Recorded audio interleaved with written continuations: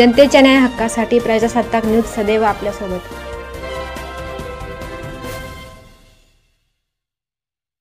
ठेकेदार सुस्त, नगर परिषद प्रशासन व्यस्त। संगमनेर शहरातील जमजम कॉलनी व सेतू पूल या ठिकाणी वृक्षारोपण करण्यात आले आहे।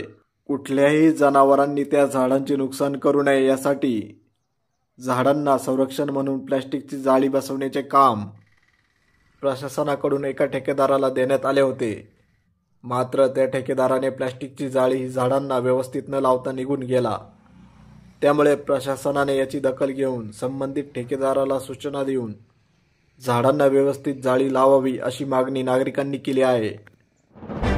आपल्या परिसरातील ताज्या घडामोडी पाहण्यासाठी आजच प्रजासत्ताक न्यूज 24 ला सबस्क्राइब करा आणि रहा अपडेट। तसेच लाईक अँड शेअर करायला विसरू नका। प्रजासत्ताक न्यूज सदैव आपल्या सोबत।